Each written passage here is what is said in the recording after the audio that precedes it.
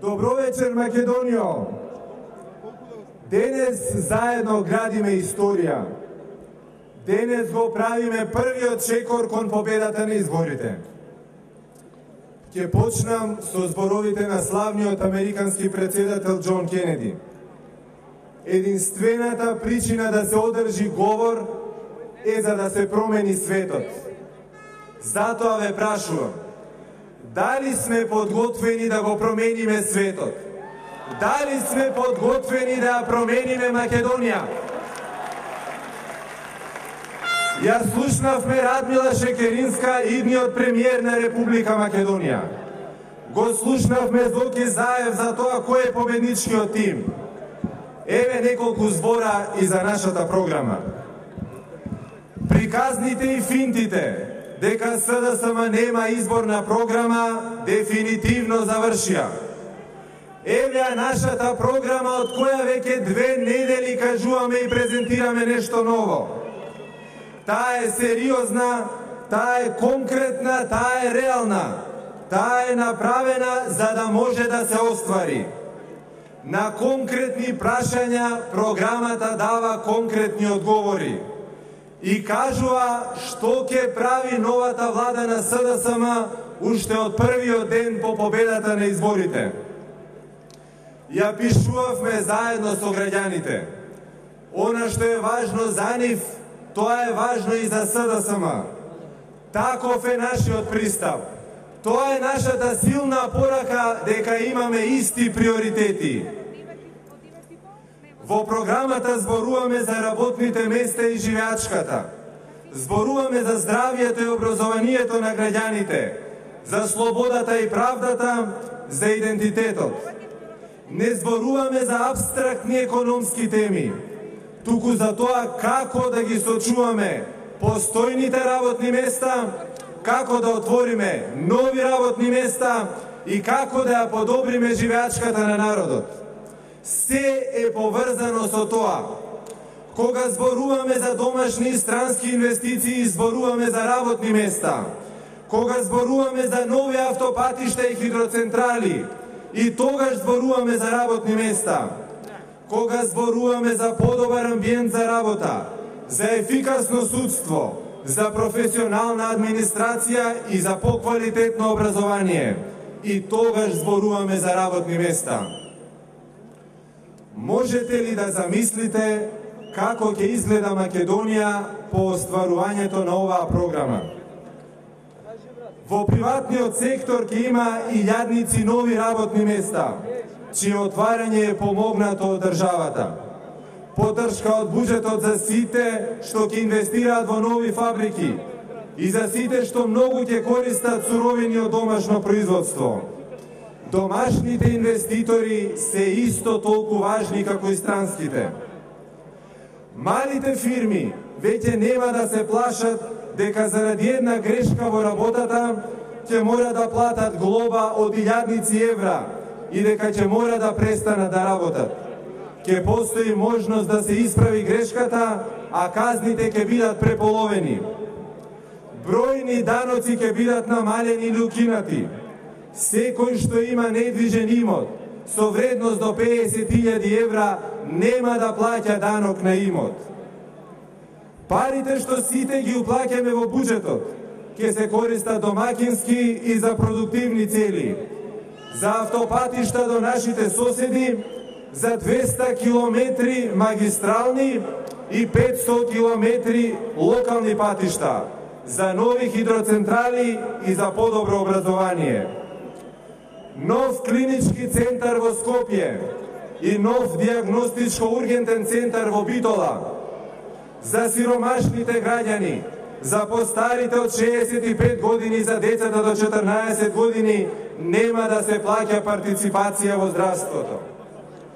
Граѓаните од Источна Македонија веќе нема да се грижат за своето здравје заради тешките метали во почвата во регионот на Злетовица.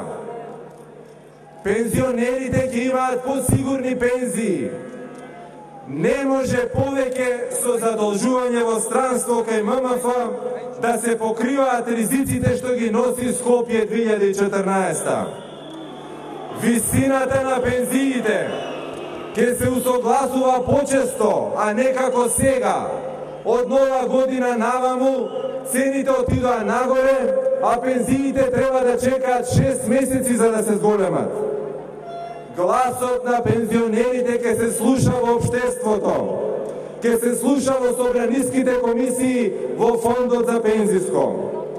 За сите граѓани постари од 65 години, кои немаат право на поинаква пензија, ќе добијат државна социјална пензија. И се разбира, секоја можност за дополнително зголемување на пензиите ќе ја искористиме. Земјоделците ќе користат поевтина нафта, ќе доаѓаат полесно до кредити со помош на новиот гарантен фонд на државата и ќе бидат помогнати од државата за многу работи поврзани со производството. И нека не ве лажат. Субвенциите нема да ги укинеме и нема да ги намалиме. Субвенциите за земјоделството ќе ги зголемиме. А на тутунарите им порачуваме: се што сте произвеле во 2011 година ќе ви биде откупено. А за понатаму ќе го решиме постојниот хаос во производството на тутун, ама ќе го решиме домакински. Примателите на социјална помош, ако во меѓувреме не се вработат, ќе имаат социјална помош поголема за 40%. Мораме да ги почитуваме темелните вредности врз кои е изградена нашата земја. Македонија не е изградена врз себичност. Македонија е изградена врз заедништво и солидарност. Конечно стечајците ќе го имаат законското решение за нивниот проблем. Доста си игра мајтап со луѓето цели 5 години. Вработените ќе имаат законски утврдената минимална плата не помала од 9000 денари. Станавме општество во кое од ден на ден богатите стануваат се побогати, а сите други во државата се посиромашни. Мораме да го запреме раслојувањето на општеството за да го сочуваме социјалното единство на долг рок. Вработените во јавната администрација повторно ќе го имаат достоинството и наместо да прават списоци на гласачи, ќе бидат носители на реформите. До побрз економски развој се стига преку мотивирана администрација, што ја дели судбината на приватниот сектор и е негов вистински партнер. Македонија ќе биде земја без спектакуларни медиумски апсења и приведувања, без незаконски прислушкувања и следење на граѓаните, со подобро судство, отворено за сите искусни и стручни правници, со институции со вистински професионалци. Мораме да им ставиме крај на непотизмот, на криминалот и на корупцијата. Македонија повторно ќе биде слободна земја, со слободни граѓани и со слободни медиуми. Во Македонија може подобро да се живее. Се зависи од нас. И нема филозофии, нема трик решенија и нема волшебни формули.